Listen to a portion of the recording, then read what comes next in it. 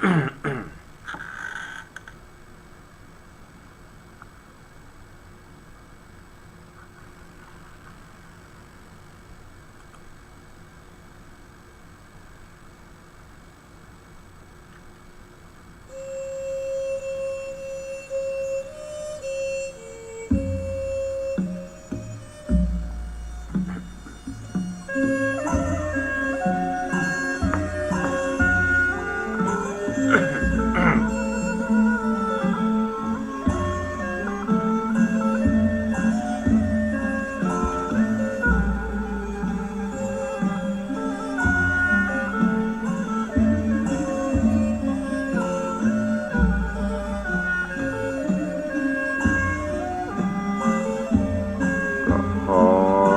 กมือ10 นิ้ว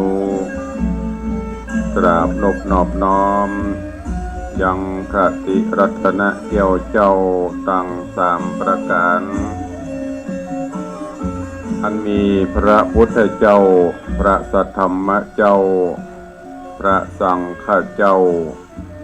อันเป็นสรณะที่เบิ่งที่เคารพนับถืออันสูงสุดในชีวิตกราบคารวะแทบไต้ไวสาปาลมีธรรมพระมหาเถรานุเถระ เจ้าคณะพระสังฆาธิการภิกขุสงฆ์องค์สามเณรจุตนจุองค์โดยความเคารพขอเจริญสุขเจริญพรสวัสดีปีใหม่พุทธศักราช 2568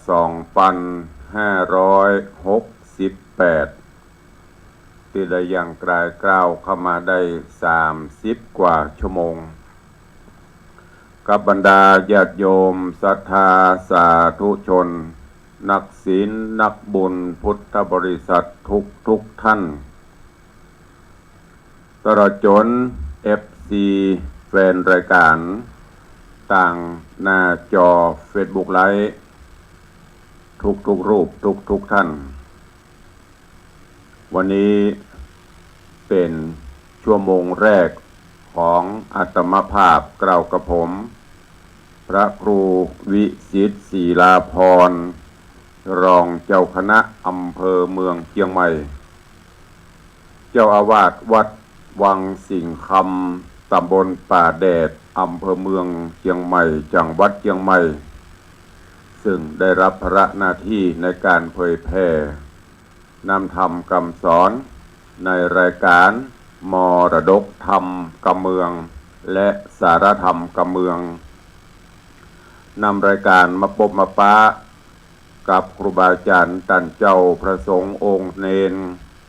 ตลอดจนพ่อออกแม่ออกศรัทธานาบุญทุกท่านต่างสถานีวิทยุกระจายเสียงพระพุทธศาสนาแห่งชาติและสังคม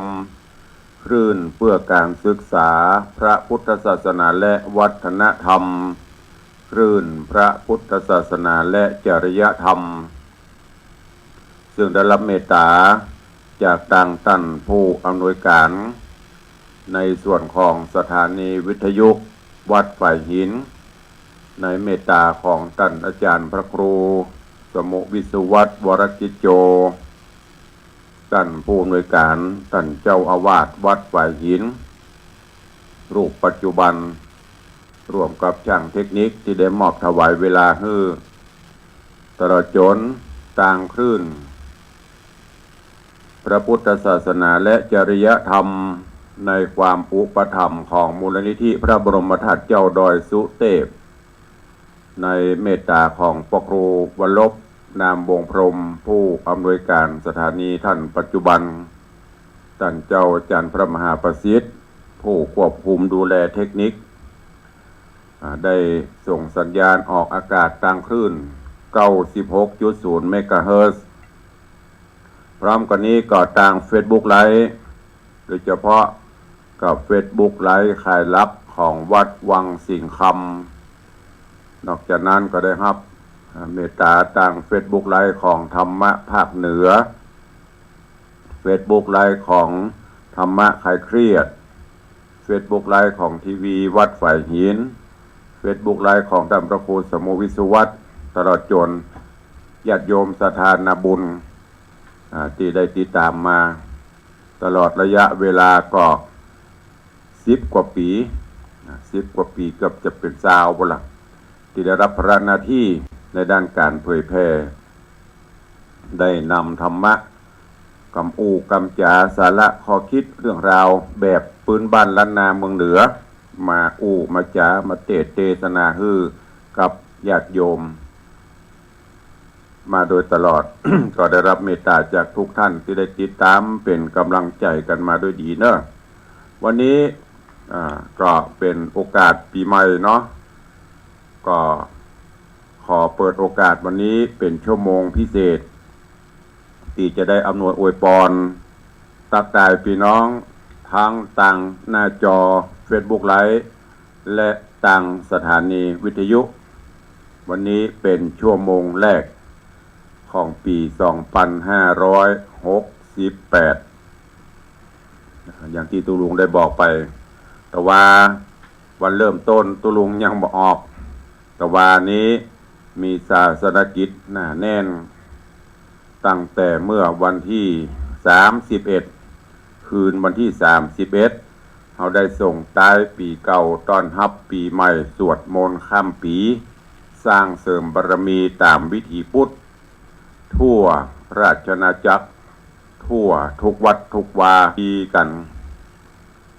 หลายบางวัดก็นับล้นถึงลานวัดบางวัดก็น้อยพ่องแต่ว่าทุกวัดมันก็มีการจัดกิจกรรมแล้วก็พี่น้องสาธุชนญาติโยมก็ไปร่วมกันหลวงหลายญาติโยมทั้งหลายก่อนที่เฮาจะได้พบปะกันได้อำนวยอวยพรปีใหม่กันนั่นเบื้องต้นวันนี้ก็ขอนำเอาสาระข้อคิดมาฝากฝังในการเริ่มต้นของปีใหม่เนาะก็ 2,567 365 วันผ่านพ้นไปถ้าเป็นการอ่านหนังสือตำรับตำรา เรื่องราวต่างๆก็ถือว่าจบไป1 เล่มจบไป1 เล่มตอนนี้ก็เริ่มอ่านเล่มใหม่อ่านเรื่องใหม่แฮมแต่บอกว่าจะเป็นเรื่องเก่าเรื่องใหม่มันก็ต้องมีผสมปนเปกันไปนั่นก็คือการดำเนินชีวิตของเฮาเจ้าข้าทั้งหลายบอกว่าจะปีไหนปีใดวันไหนวันใดอยู่ที่เฮาท่านทั้งหลายจะต้องปรับปรุงแก้ไขเปลี่ยนแปลงวันเวลาปีแล้วปี67ก็มี24 ชั่วโมงตะวันปีแล้วก็ขึ้นตะวันออกลงตะวันตกตั้งทิศตะวันตกเวลาก็มีเช่นเดียวกันมีการอย่างเปลี่ยนแปลงต่อใดต้อนรับปี68เปิ้นก็มาบัดต้อนรับเปิ้นก็มาปี67เฮาบ่ส่งเปิ้นก็ไปอันนี้คือเป็นไปตามสภาวะเป็นไปตามความเปลี่ยนแปลงที่โลกเฮาเปิ้นสมมุติขึ้นเป็นวันเป็นเดือนเป็นปีแต่ที่สำคัญนั้นอยู่ที่ตัวเฮาญาติโยมทั้งหลายครูบาอาจารย์พ่อแม่นักปราชญ์ราชบัณฑิตมีพระพุทธเจ้าเป็นต้นพระองค์ท่านก็ชี้แนะชี้นำบอกต่างทั้งดีและร้ายคือเฮาท่านทั้งหลายแม้แต่ตุลุงก็นำเอาหลักธรรมคำสอนมาชี้แนะตลอดจนสาระต่างๆที่ครูบาอาจารย์นักปราชญ์ราชบัณฑิตเปิ่นได้คิดแต่งแต้มเรียบเรียงที่หันว่ามีประโยชน์จะนะตุลุงก็นำมามาจานำมาชี้แนะชี้นำแต่ญาติโยมทั้งหลายผู้ฟังทั้งหลายจะเป็นผู้ที่คิดพิจารณาและเป็นผู้ที่นำไปใช้ ในการดำเนินชีวิตประจำวันท่านทั้งหลาย365 วันผ่านไป เฮาตั้นตลายก็โอ้ไต่เต้า เตียวต่างกันมาร่วมกันมาบางท่านก็มาจนถึงจุดวันสุดท้ายบางท่านก็มาบ่ถึงสักกำหลุดกันไปปัดพรากกันไปในระหว่างต่างจากกันไปวิถีชีวิต365วันก็มีตามโลกธรรม8อย่างที่เปิ้นกล่าวไว้ที่พระพุทธองค์ได้ตรัสไว้มีตึงทุกข์มีตึงสุขมีตึงได้รับการสรรเสริญเยินยอมีตั้งการเล่าหน้าจาขวัญติฉินนินตามีตึงการได้รับยศถาบรรดาศักดิ์มีตึงการเสื่อมยศเสื่อมศักดิ์หมู่นี้ที่โลกธรรม8คละเคล้ากันไปสุดแต่ว่าเมื่อสิ่งเหล่านั้นมากระทบมาปะทะเฮาจะใจหลักธรรมอย่างมาพิจารณาบางพ่องก็พอได้รับความทุกข์หน่อยโอ้น้อยเนื้อต่ำใจคิดในต่างอื่นๆไปบางครั้งก็ถึงกับจะขั้นทำลายชีวิตตัวเก่าก็มีแต่ว่าบางเตื้อก็มีอย่างดีๆเข้ามาชุดมานี่ขึ้นก็ทำให้รุดไปทำให้หวนคิดได้ดีบิ๊กขึ้นมาใจชีวิตปกติเพราะฉะนั้นสาธุชนญาติโยมทั้งหลาย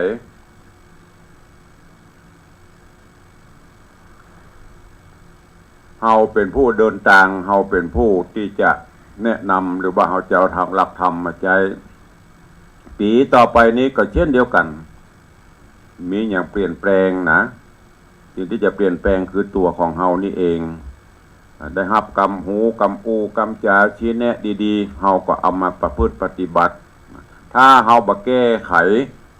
จะไปอ้อนไปวอนอันใดที่ไหนไผก็ช่วยเฮาบ่ได้พุทธเจ้าเพิ่นได้ตรัสไว้ว่าอัตตาหิอัตตาโนนาโถตนเป็นที่พึ่งของตนนั่นแหละเป็นดีต้องหนักแน่นต้องอยู่ต้องช่วยตัวเก่าเป็นอันดับแรกจะไปล้อตีนล้อมือจะไปล้อหาคนอื่นเปิ้นมาช่วยเหลือเฮาต้องช่วยตัวเก่าเฮาก่อนเมื่อเฮาช่วยตัวเก่าเฮาได้แล้วสิ่งอื่นๆมันก็จะตามมาแม้แต่ในปีนี้เจ้าประคุณสมเด็จพระอริยวงศาคตญาณสมเด็จพระสังฆราชสกลมหาสังฆปรินายกพระองค์ท่านก็ได้ทรงประทานปอนปีใหม่ให้กับญาติโยมศรัทธาที่บางท่านก็อาจจะได้รับเป็นสคสเป็นกรรมอวยพรมูลนิธิเพิ่นลงตามเฟซต่างๆนะศรัทธาสาธุปฏิทิตาแปลว่าศรัทธาตั้งมั่นแล้วยังประโยชน์ให้สำเร็จอย่างก็ตามที่เขามีศรัทธาความเชื่อหลักธรรมคำสอนนำมาคิดปรับปรุงแก้ไขแล้วเราก็จะประสบความสำเร็จเนอะในรอบปี 2568 ที่กำลังผ่านไปได้30 กว่าชั่วโมงนี่ญาติโยมทั้งหลายชีวิตที่มันบ่พลาดบ่ประมาทเพราะเฮาหูตันโลกกระทำอันได้แก่สิ่งต่างๆที่มันพลาดมันอย่างมาเฮาบ่ประมาท1เพราะหูตันโลกกระทำคือความเปลี่ยนแปลงดังที่ได้บอกไปตะกี้ยิ่งประเดี๋ยวซ้ำยิ่งโลกทั้งโลกเป็นปนห้องก็โลกแห่งการสื่อสารโลกทั้งโลกอยู่บนปลายนิ้วกดแป๊บเดียวหูมดยกแห่งการหูติบตาติบโลกแห่งการสื่อสารมันบวยการเปลี่ยนแปลงหูตันโลกกระทำต่างๆที่มันมากระทบตั้งหูตั้งตาตั้งอย่างต่างๆเนี่ยเราจะต้องรู้เท่ารู้ทันรู้กันรู้แก้อันต่อมาจะไปมองข้ามเทวทูตหรือเตวทูตเมื่อก่อนเขาไปงานศพเขาจะได้ยินเตวทูตตั้ง5นะจะไปมองข้ามเทวทูตคือสื่อแจ้งข่าวของยมทูต มันเป็นได้ตุลงก็ยังเรียนเนี่ยเฮาเสี่ยงไปละ1 ปีจาก60ก็เป็น61 62ข้ามโป้นไปพอทูตเตือนตลอดผมบนหัวก็งอกบทที่ดำกับขาวที่ยาวกับสั้นที่มั่นกับครอนที่หย่อนกับตึงที่ซึ้งกับเสอะเลอะเลือนนั่นคือสื่อของยมทูตมาแจ้งเฮาแข้งขาจากที่แข็งแรงมันก็เริ่มเจ็บปวดลุกก็โอยนั่งก็โอยตำอย่างไรก็อัลละกำลังวังชามันเหมือนเก่าเหมือนเดิมละนี่คือสื่อของยมทูตเปิ้นมาเตือนผมบนหัวที่เคยดกดำก็ขาวถ้ามันมีวิวัฒนาการทางการแพทย์นะมียาย้อมผมมีการสถานเสริมความงามนี่นะโป้มันถ้าไปพอมาละคนจะหัวดำนี่มันมีละผิวหนังมังสังตีเกยเต่งตึงมันก็เริ่มเหี่ยวย่นหย่อนยานลงไปหูตาตีเกยพอไกลแจ้งชัดก็เริ่มมัวมองฟ้าเป็นฟางไปเขียวฟันอัตตาตีเต็มปากเจียวอันยังคืนอันยังได้สบายแก่ตนแก่ตัวนาทูตก็มาเตือนมันก็เริ่มเอาออกไปกำซี่2 ซี่ถ้ามีฟันปลอมเขี้ยวปลอมเขี้ยวเทียมคนเขาจะพร้อมได้เบาวุ่มหมดอ่ะ อันเนี้ยเพิ่นว่าประการที่2จะไปมองข้ามเตวตูดประการต่อมาคำนึงถึง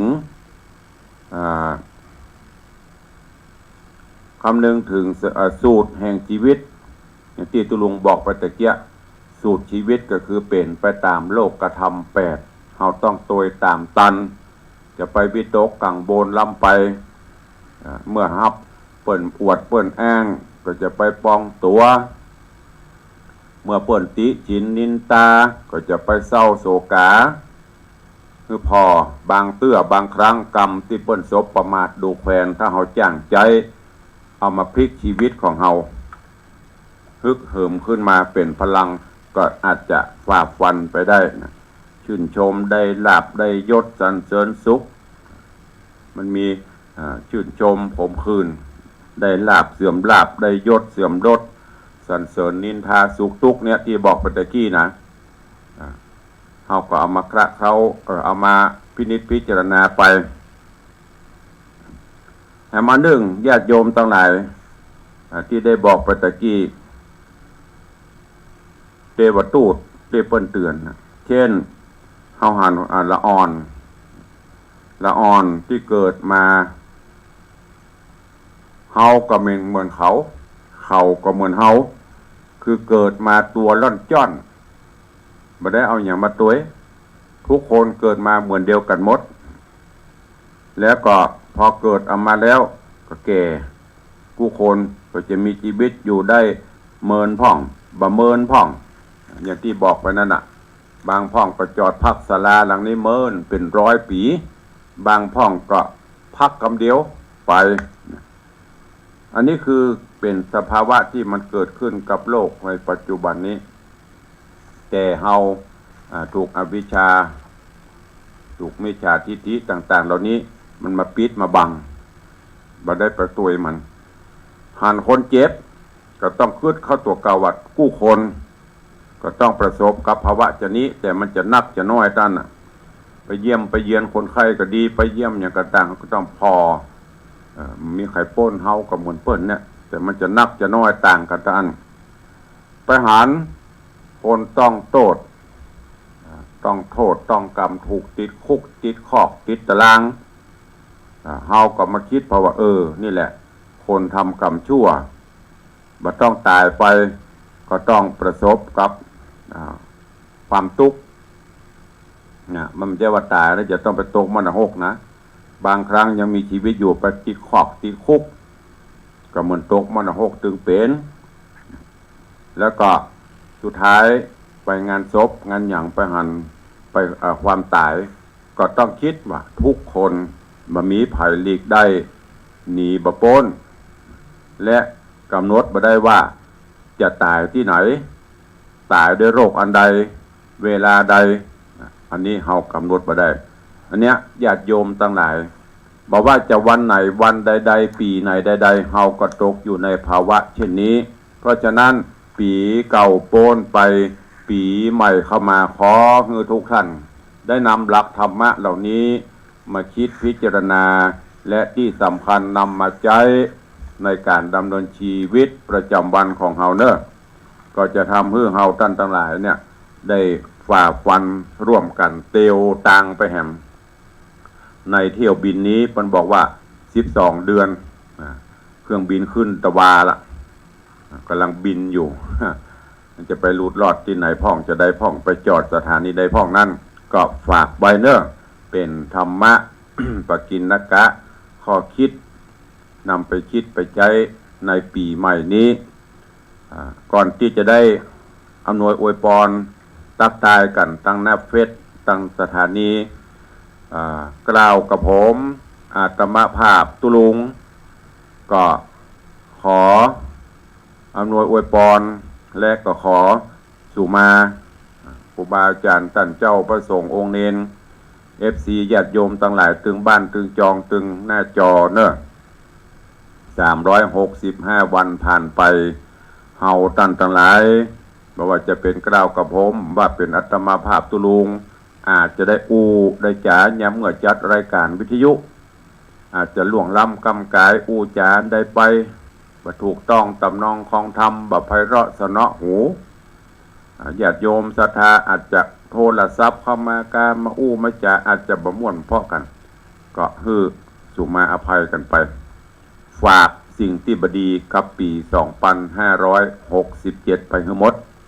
ความทุกข์โศกเศร้าโศกาอาดุลหรือเรื่องราวต่างๆที่มันบดีบังงามเอาฝากปี2567ไปให้หมดให้เสี่ยงปีใหม่เริ่มมานี้ก็ขอให้คุณพระรัตนตรัย อาราธนาคุณพระแก้วเจ้าทั้ง3ประการอันมีพระพุทธเจ้าเป็นต้นพระพุทธพระธรรมพระสงฆ์ครูบาอาจารย์คุณพ่อคุณแม่สิ่งศักดิ์สิทธิ์เทพไทยเทปาอาหักรักความเชื่อของหมู่เฮาเจ้าข้าทั้งหลาย เพื่อมาประสุมจุ่มนุมประสิทธิ์ประสาทโดนบันดาลฮือ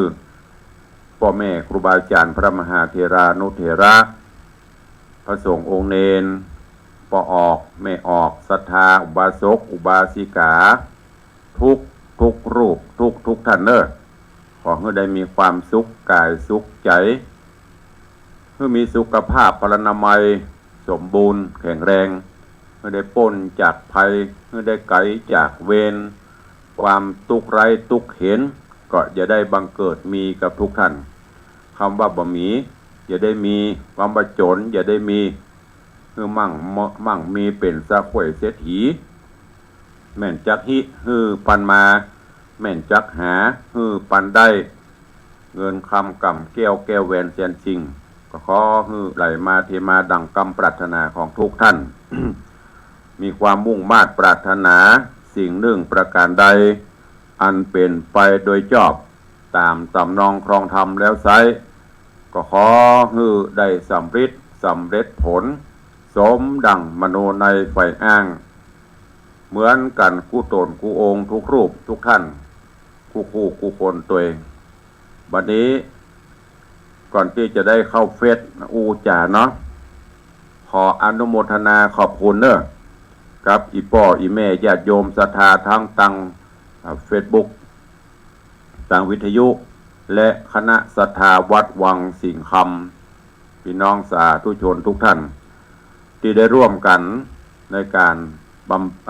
รสร้างบารมีธรรมส่งท้ายปีเก่าต้อนรับปีใหม่ที่ตุลุงได้ประชาสัมพันธ์ไปร่วมกันจุดพลุส่งท้ายปีเก่าต้อนรับปีใหม่เมื่อคืนวันที่31ที่ผ่านมาและตะวาได้ประกอบพิธีได้ประกอบพิธีกรรมปล่อยป๋าตามโครงการกิจกรรมคืนมัจฉาสู่ธาราไถ่ชีวิตสัตว์เริ่มน้อยๆก่อนเขากำลังเริ่มกันครั้งแรก ปล่อยปลาให้ก่อนก็ได้รับเมตตาจากครูบาอาจารย์ท่านเจ้า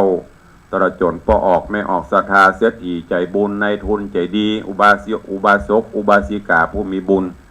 ได้ร่วมกันสละปัจจัยคนละเล็กคนละน้อยเนอะได้10,000 กว่าบาทหมื่นป่ายซะน้อยก็ได้แบ่งกันเป็น2 ส่วนหนึ่งซื้อพลุสั่งพลุตกลูกละหรือว่าแกนละ270 บาทเอามาจุดกัน20 กว่าแกนก็หมดไปอยู่5,000 กว่าบาทเหลือจากนั้นก็ตะวาไปซื้อป่าไปไถ่ชีวิตปลาสดร้อนจากที่เปิ้นขายเปิ้นเอาป่าหน้าเขียงเปิ้นจะซื้อไปประกอบอาชีพไปประกอบอาหารจะซื้อไปเชือดไปแกงละเอากลับไปไทยเอาชีวิตเปิ้นมาจ่ายไปซื้ออาหารซื้อป่า7,000 กว่าบาทตัววานนี้เป็นปลาดุกปลาลิ้มหรือปลาช่อนก็เอามาประกอบพิธีกล่าวกรรมอย่างต่างๆฮือโมดเนอะแล้วก็ปล่อยไผติดตามดูติดตามพอทาง Facebook ก็จะหันความเคลื่อนไหวข่าวสารนี่ก็ขออนุโมทนาขอบคุณกับทุกท่านที่ได้เมตตาร่วมไม้ร่วมมือร่วมกันบริจาคก็ได้ปล่อยไปเรียบร้อยแล้วเนอะปุ่นเปิ้นเอาเคาะเกณฑ์เป็นตรวจปัตตวาโอ้ถ้าไผพอทาง Facebook กันเด้อเหมือนอย่างเปิ้นจะหูปล่อยลงไปสักกรรมเปิ้นก็จะแหวกว่ายเข้ามาเอามือลูบก็ยังได้อยู่เหมือนอย่างว่าขอบคุณครับขอบคุณเจ้าถ้าเฮาบ่ไทยเฮาบ่ไปปล่อยบ่ไปซื้อไปไถ่ชีวิตเข้ามาแต่ว่านี้เรียบร้อยหมดละเป็นอาหารของมนุษย์ไปหมดละนี่ก็ขอบคุณอนุโมทนาบุญดีใจครูบาอาจารย์ก็ดีญาติโยมศรัทธาก็ดีที่ได้ฮู้ได้ทราบข่าวที่กล่าวกับผมอาตมาภาพมีกิจกรรมอันใดว่าจะเป็นตั้งส่วนตัวตั้งส่วนวัดเนอะได้รับเมตตาจากทุกท่านได้เป็นอย่างดีอย่างหนาแน่นเหมือนเดิมกราบขอบพระคุณและอนุโมทนาบุญขอบคุณกับทุกท่านตัวเข้าสู่การตัดตายอวยพรเนาะเหลือเวลาครึ่งชั่วโมงสุดท้าย ก็จะได้ตัดตายวันนี้ทาง Facebook ใครจะอวยพรอะไรอย่างก็คอมเมนต์กันเข้ามาตั้งบ้านตั้งจองตัวเนอะครึ่งชั่วโมงนี้ขออนุญาตเปิดโอกาสใครฟังทางคลื่น104หรือคลื่นใดๆก็สามารถอวยพรเข้ามาวันนี้เดี๋ยวจะเปิดโอกาสก่อนที่จะไปอวยพรขอทักทายพี่น้องครูบาอาจารย์ตั้งหน้าจอ Facebook ไลฟ์ก่อนเนอะยินดีต้อนรับปีใหม่สวัสดีปีใหม่คุณโยมวิไลนวลศรีกราบสาธุเจ้าค่ะสวัสดีปีใหม่คุณโยมวาสนากันทวีกราบสาธุเจ้าเจริญพรปีใหม่เนอะกับปีหมอมัทนาอัมพันธ์FC หนาแน่นตลอดกราบใบสาหลวงพ่อท่านพระครูเจ้าสาธุเจริญพรสวัสดีปีใหม่โยมปีอัญชลีคำกิติ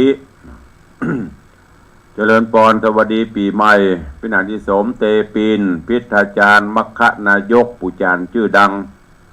พี่นาทิสม7 สีแต่ว่าไปตอนใดพ่อของผู้ตะคืนนึกว่าจะไปปะกันตีควรค่ำมาฮะตะคืนนี้เป็นคำรบสุดท้ายเปิดทำบุญหลวงพ่อท่านพระครูวิรุณธรรมวัฒน์เพื่อก่อนการพระราชทานเจริญพรสวัสดีปีใหม่แม่เลี้ยงสมพรรัตนังยมพี่ชิดชบายมพี่บอกว่าตุลุงเก็บบะโอว่าแล้วเนอะจะเดียวจะเอาไปส่งในวังฮือเหรอขอบพระคุณล่วงหน้าเนอะถ้าได้มากับมาไม่ได้มากับเป็นอย่างปีนี้ของขวัญปีใหม่ตุลุงในวังจะเป็นมะโอแต่ตุอนุโมทนาขอบคุณล่วงหน้าตัวเองเจริญพร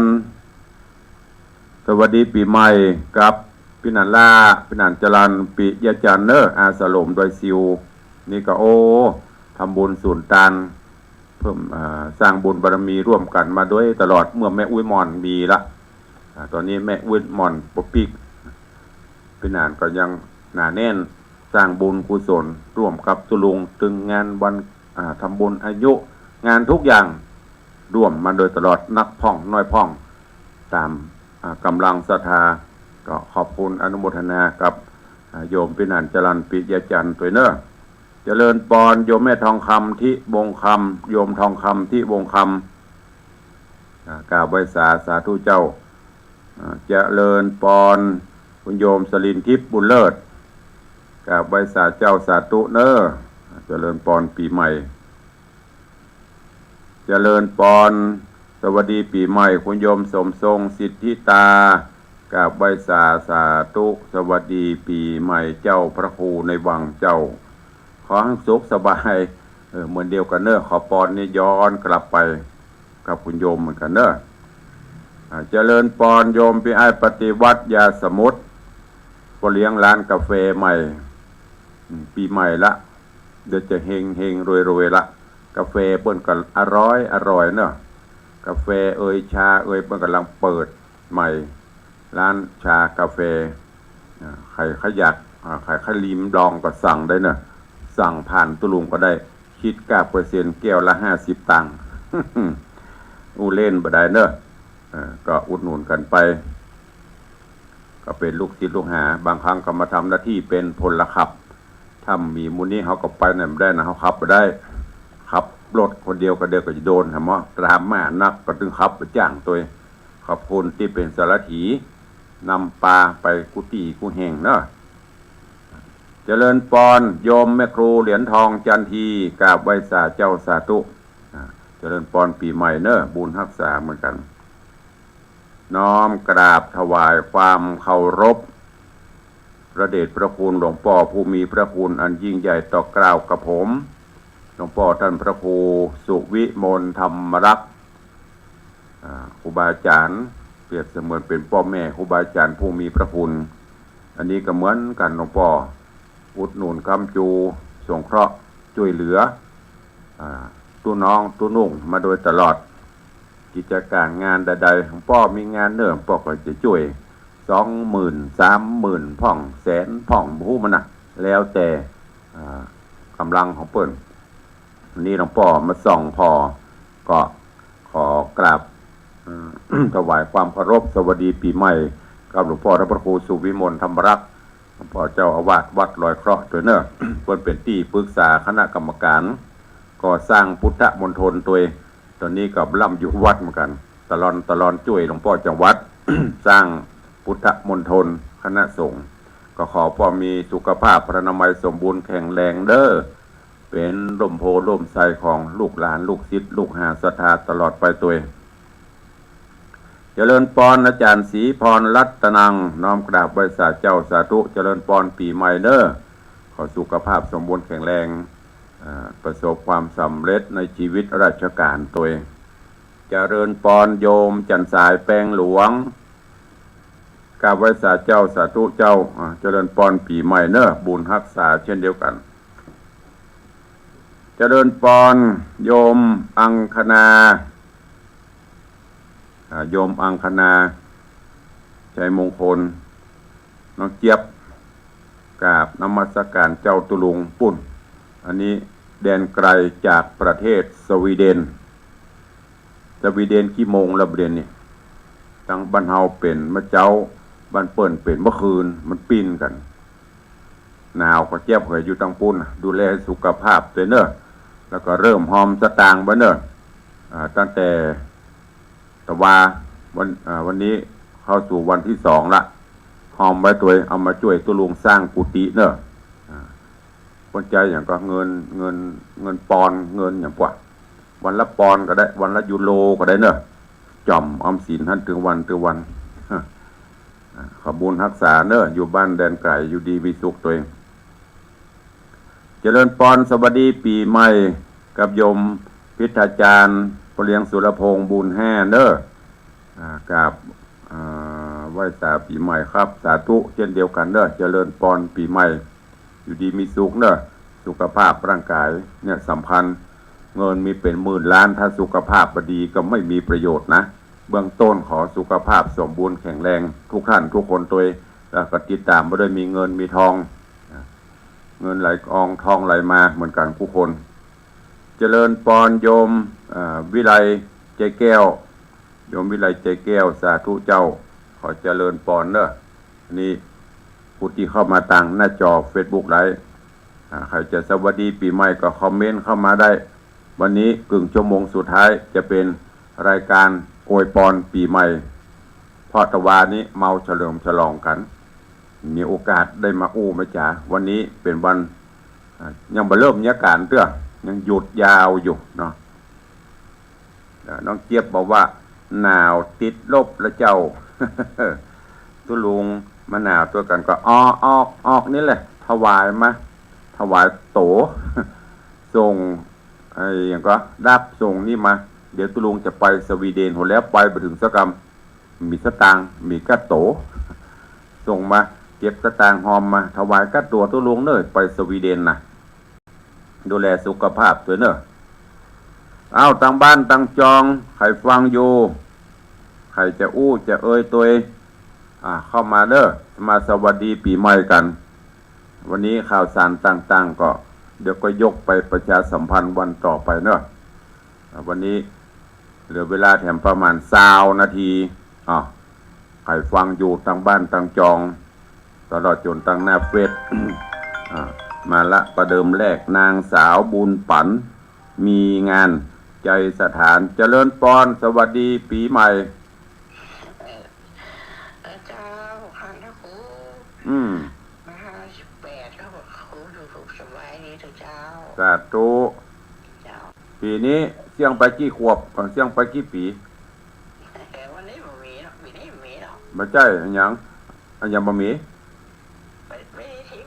ปฏิทินปีนี้งดแม่เพราะไม่มีปัจจัยบ่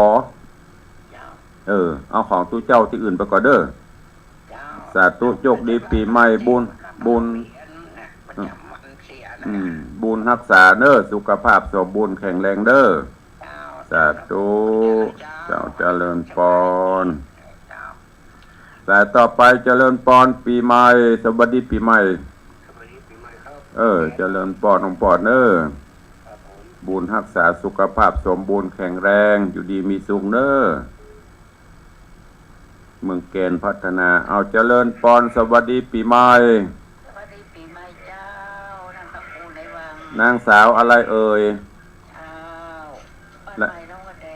รายงานตัวนางสาวอย่างก็นางสาวสมทรงสิทธิตาจากร้องวัวแดงเนาะสาธุเนอโชคดีปีใหม่อยู่ดีมีสุขเนอสาธุโยมแม่สมทรงสิทธิตาจากร้องอัวแดงสันกำแพงสายต่อไปวันนี้จะมีก็ปีใหม่ละกำลังมี3 สายที่1โยมแม่บุญปั่นมีงาน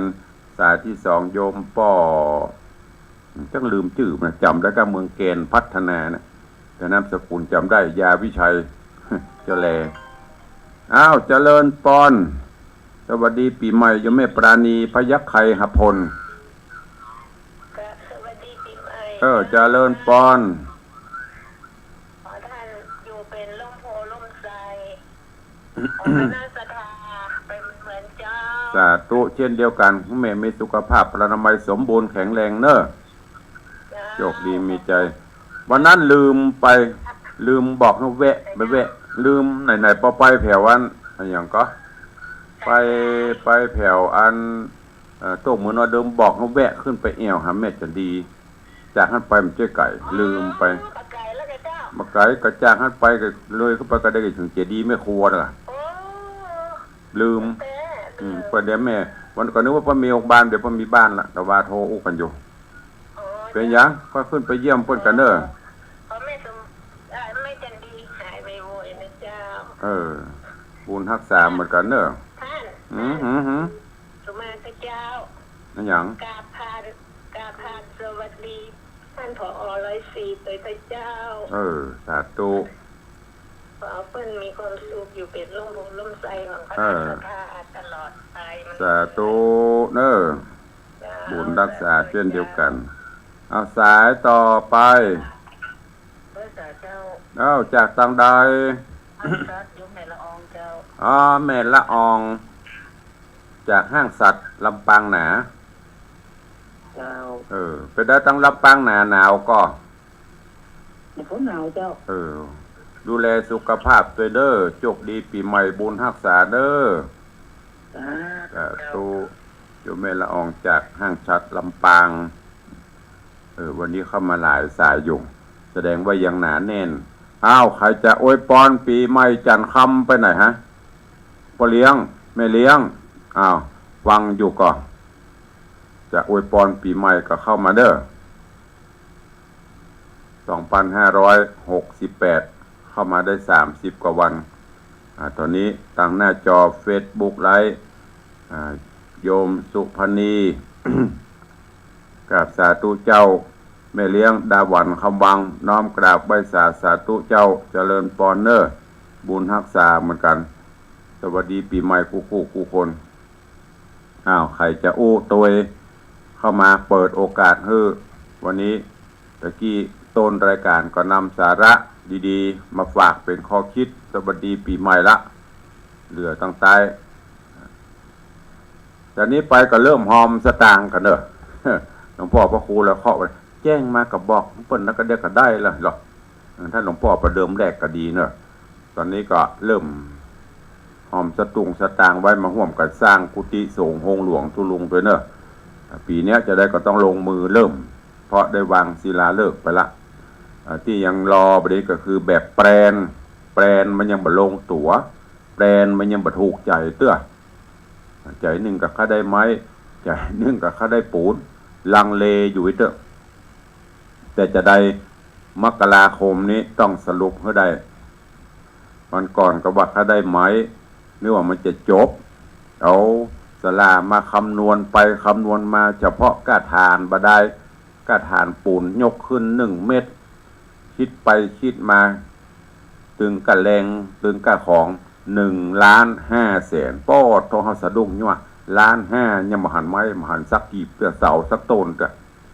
ต่อไปเป็นค่าแรงหรอกค่าแรงไม้สีไฟทั้งหมดแถม1,580,000สองอย่างนี้3,80,000ไปบ่หันไม้สักกีบนะต้องไปซื้อเสาซื้อไม้เอาไม้เก่าเขาใส่มันพอซื้อเบ็ดเสร็จแล้วไปอยู่พอไป10 ล้านมันก็เลยดรอปไว้ก่อนเอาเท่าที่ปัจจัยเขามีเดี๋ยวถ้าเปิดทำงานก็จะลองอู้กันแถมกรรมอันนี้อู้เรื่องกุฏิสงฆ์เนอะฝากไว้ตัวในดวงใจจะได้ปูนได้อย่างก็ห้อมไว้จะใส่ไว้ตั้งแต่ปีใหม่เดือนนี้วันที่2ห้อมไว้วัน10 บาท20 บาทวัน100ใครจะอู้ตัวแหมเข้ามาตั้ง96นี่เปิดออกมาตอน96มาตอนตอนเสียตุลุงก็เอาเทปมาเจ้าเนอะไปออกมาตอนก็อาจจะบางเตือก็โยมก็โทรเข้าหาโลอาจจะบ่ได้ฮับพ่องถ้าตุลุงบ่ฮับนั่นแสดงว่ามันเป็นแห้งเนอะมันเป็นแห้งถ้าตุลุงฮัลโหลไปนี่ก็เป็นสดอยู่เพราะว่ามันมีช่วงบ่ายๆนี่มันจะมีภารกิจเนอะอีพ่ออีแม่บางเตือก็ไปประชุมพ่องไปงานคณะสงฆ์พ่องงานโปรดญาติโยมศรัทธาพ่องช่วงบ่าย 2เนี่ยมันนั่งบ่ได้อยู่ก็เลยเอามาเจ้าไปออกมาตอนพ่องนี่ก็ต้องขอสุมาอภัยแต่ไม่ว่าจะเป็นสดเป็นแห้งก็เสียงตุลุงเนอะบ่ฮื้อเย้งง่อมได้เหงาถึงแม้นบ่ได้อยู่สดก็เป็นแห้งออกไปได้แม่เลี้ยงทัดพิชาไปไหนบ่ฮู้เนอะวันนี้หน้าเฟซกับอาหารวันที่2แล้วนะแม่เลี้ยงเนอะลูกตะกะก็ว่าไปไหนพ่อเลี้ยงหรอฟังอยู่ก่อนเจิญเนอะอวยพรสวัสดีปีใหม่ FC เพิ่นก็ถามหาอยู่ช่วงหลังๆนี่พ่อเลี้ยงแม่เลี้ยงเพิ่นหายดีแล้วเพิ่นมีภารกิจของเพิ่นไม่ใช่ธุรกิจนะภารกิจบางอย่างที่ต้องทำโยมแม่จันดีกับมันกันเนอะโยมแม่ฟังอยู่ก็ขอคุณแก้วเจ้าโปงห่มหายเว้ยๆนะแม่เนอะลุกหล่นลุกดิดพื้นพันเว้ยๆจะได้มาจะได้ส่งเข้าจังหันซาเข้าสันห้ำมันตุลุงเหมือนเก่าเหมือนเดิม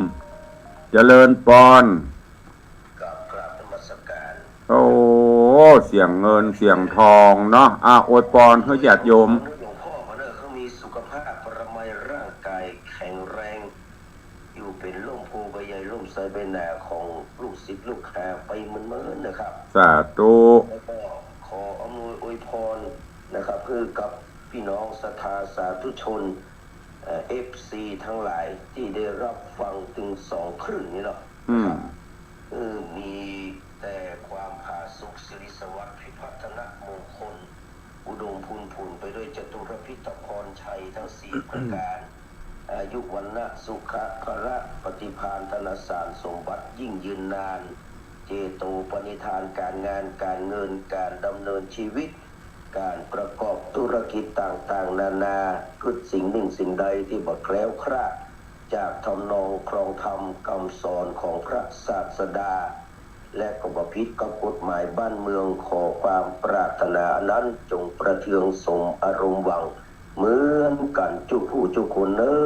กราบนมัสการกราบสวัสดีครับ สา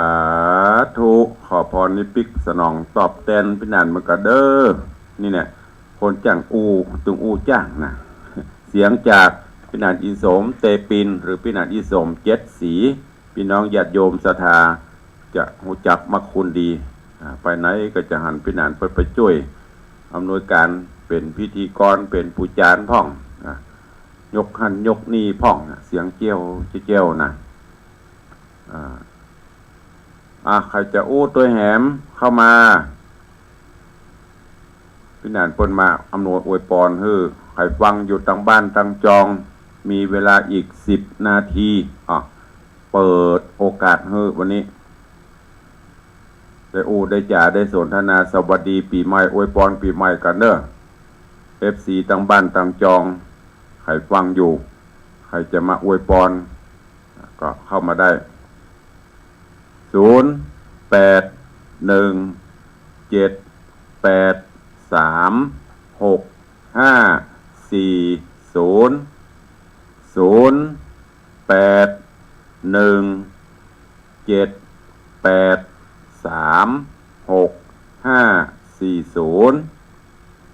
รดฟังอีกครั้ง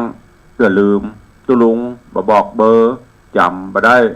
ตุลุงตนอื่นรายการตนอื่นเพิ่นบอกแล้วบอกแหมของตุลุงในคิจินี่หรอบอกเบอร์บอกเลขบัญชี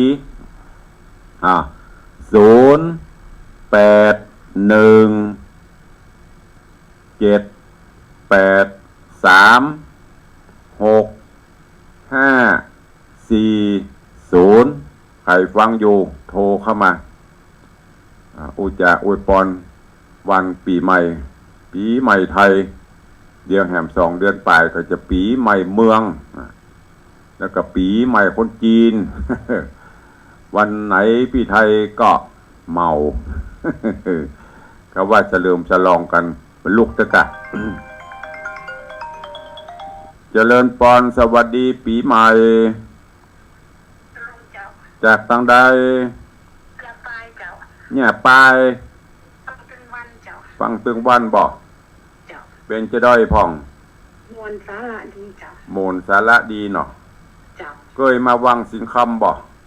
เคยไปเจ้ามากี่เตอละมาจะหลายเตอจ้ะแล้วปีนี้ก็ห้อมสตางค์ไว้เนอะ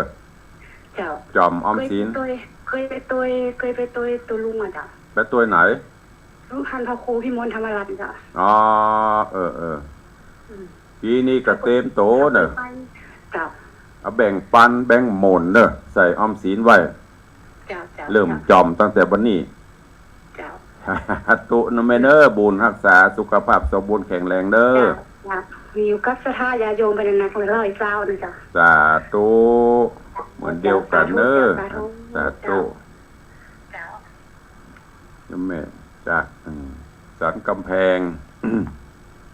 เนี่ยปลายสันกำแพงFC กะหลายทั้งปุ่นนะ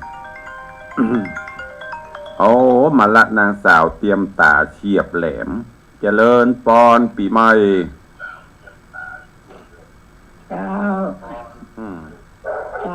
สาธุเจ้าขอท่านอายุมันก่อนยืนเนอสาธุเจ้าแม่กรรมการเนอสุขภาพสมบูรณ์แข็งแรงบวยแข็งแรงเป็นปกติกินข้าวล้ำน้ำลงอยู่ดีมีสุขเนอะของแล้วเจ้าดีแล้วจะได้มาในวังเนอะ เจ้าเจ้า บุญรักษาจบดีปีใหม่เนอสาธุยมแม่เตรียมตาเฉียบแหลม8 ป่าย9แล้วก็ก็เอ็นนะอย่างที่บอกแต่เกี้ยบางเตื้อก็ว้าสุดหลวงพ่อเนี่ยมันเป็นไปตามสภาวะธรรมเนาะแม่เนอะมันต้องไปเครียดไปกึดเนี่ยเดี๋ยวมันก็ดีขึ้นมาละเป็นไปตามนั้นเอาสายต่อไป5 นาทีสุดท้ายคือโอกาสเต็มที่ใครจะใครจะอวยพรปีใหม่ให้กับ FC เข้ามาทวนหมายเลขแห่งกรรม0817836540 Facebook ตอนนี้ยายเอ้ยดอยซิวกราบสาธุเจ้าเจริญปอนเช่นกันเนอะยายเอ้ยก็หอมกินหอมตาลร่วมกับสายบุญกับพี่นานตลอดจากดอยซิวถ้าอย่านิ้วเดี๋ยวนำกันว่าดอยซิวก็น้อยตลอดจอกป๊อกนะอยู่ดอยซิวตั้งอื่นตั้งไกลใครฟังพ้องก็เข้ามาเพราะว่าถ้าภาคเจ้านี่ขึ้น104มันจะไปทางปุ่นทางลำปางทางเวียงป่าเป้าทางไก่อยู่แต่ถ้า96ก็ไปหำติ่งถ้าขึ้นสีขาวนี่นักอยู่วันนี้เป็นวันตะวาไม่ได้จัดกรรมคลื่นสีขาวตะวาอย่างที่ได้บอกไปตั้งแต่เจ้ามืดตลอดวันค่ำตะวานี่อีป่ออีแม่ก็มาพัดเวียนเปลี่ยนกันตั้งแม่ริมก็มีตั้งสันกระแปงก็มาตะวานี่แล้วก็พี่น้องเมืองพี่น้องไตมาขอพรปีใหม่โอ้วันบุญเข้าวันออกจนกระทั่งถึงบ่ายตุลงก็พักเสร็จเรียบร้อยแต่คืนนี้ก็ไปประเดิมแรกปีใหม่เทศนาธรรมอย่างที่บอกไปตะเกีย งานบำเพ็ญกุศลทักษิณานุปทานก่อนการพระราชทานเพลิงศพหลวงพ่อธรรมพระครูวิรุณธรรมวัฒน์อดีตเจ้าอาวาสวัดควรขามารวดประชาสัมพันธ์เพิ่นจะพระราชทานเพลิงหรือว่าบำเพ็ญกุศลวันที่13 14 15 16 13 14 15 16 13นี้อาราธนาสรีระสังขารลงนอนบนปราสาทน้อยแล้วก็วันที่16ช่วยกันจับช่วยกันจุงไปประกอบพิธีพระราชทานที่สุสานหายา78ละกันหลวงพ่อเนาะ78 ปีแล้วก็ยังมีหลายวัดอยู่ก็เดี๋ยวตู้เจ้าน้อยจะน้อยจ่วยหลวงพ่อมันประกาศของตู้เจ้าน้อยก็เดี๋ยวก็ว่ากันพอดีลืมเอาดีกาเข้ามา ก็เลยไม่ได้ประจำไม่ได้เดี๋ยวจะพลาดวันที่เปิ้นวันก่อนจงท้ายปีเก่าก็ไปเทศที่วัดตรงมือน้อยที่ตุลุงประกาศไปนะก็นึกว่าโอ้กูมานก่อนมันจะโพสบ่ะโพสอยู่เฮ้ยยมแม่ปราณีโตยไปฟังแผ่ปูนอยู่นะ แม่ปราณีมาทำบุญที่นี่แล้วก็บอกว่าวันนี้อย่าไปเทศไกลก็บ่ไกลโตยไปตรงมือน้อยไปอยู่ก็ถือว่าเสียงยังไม่ตกยังคงรักษาแชมป์ได้อยู่แล้วก็วันที่18นี่ปุ่นวัดเมืองขอนค่ะอย่างดักวิ่งวินบอยต่างบ้านต่างจองปล่อยตุลงคนเดียวผมมูจะอยู่ล่ะมีใครแฮมก็ที่จะอำนวยอวยพรจ๋าสวัสดีปีใหม่กับ FC แปลกนะพอเลี้ยงกับมาเลี้ยงหายไปไหนหูอันกูเตือนนี้พอเลี้ยงจะเข้ามาอวยพรไม่เลี้ยงก็จะเข้ามาแล้วเขาท่านเจ้าอยู่10,000 ปี10,000 ปีเด่นจึงหน้าจอกับบหันทางบ้านทางสถานีกับมารับบรรลุตะกะเมาฉลองปีใหม่บ่โหเอาแล้วเนาะมีใครใครจาแล้วกะจะได้เลิกลาชั่วโมงแรกของตุลุงวันนี้จดไว้เนอะคิดกาป่วยการชั่วโมงละ10,000เขาเดี๋ยวใครไล่เหิบพอเนาะก็อย่างที่ได้บอกไปแต่ต้นเนอะเริ่มปฐมฤกษ์ปีใหม่คิดดีพูดดีทำดีใจสติสัมปชัญญะกำกับตนมีปัญญาอยู่ตลอดเนอะก่อนจะคิดจะทำจะจะจาจะเนี่ยหยัง มีปัญญามีสติกำกับอยู่ตลอดจะไปพลาดไปพลั้งไปเผลอที่สำคัญแล้วไซเวลาเขาเสี่ยงไปแห่งปีแล้วจะไปเมากะอันอย่างหูพี่เบาเนอะลูกหลานตันเต้าก็เช่นเดียวกันปลดปลงปล่อยวางสร้างบารมีธรรมอย่าพ้องเปิ้นบอกฮักลูกเหมือนปลอกซุปพอฮักผัวฮักเมียน้อเหมือนปอซุปศอกห่วงเข้าของสมบัติไปนอกเหมือนปลอกซุปตีนอย่าก้อยๆแบะแกะมันออกทีละปลอกทีละห่วงพ้องเกิดเท่าเกมาเลี้ยงลูกบ่นไปเจอเลี้ยงหลานแหมไปไหนก็ไม่ได้ไปอีนะก็แบ่งไปเป็นเตื้อพ้องไม่ใช่ว่าไม่ใช่บละเขานะไปพ้องเปิดกินได้กินเปิดตาลได้ตาลไปแอวไปทัศนศึกษาก็ไปเมื่อเฮาไปได้นี่เนอะสตางค์ที่หิหามาได้ก็จะไปจี้ลำไปบางท่านก็เก็มเหลือน้ำป่ากานออย่างเขาว่านะจักกินก็กลัวผานจะตาลก็กลัวเสี่ยงปกละว่าน่ะกินอาหารก็กินแบบที่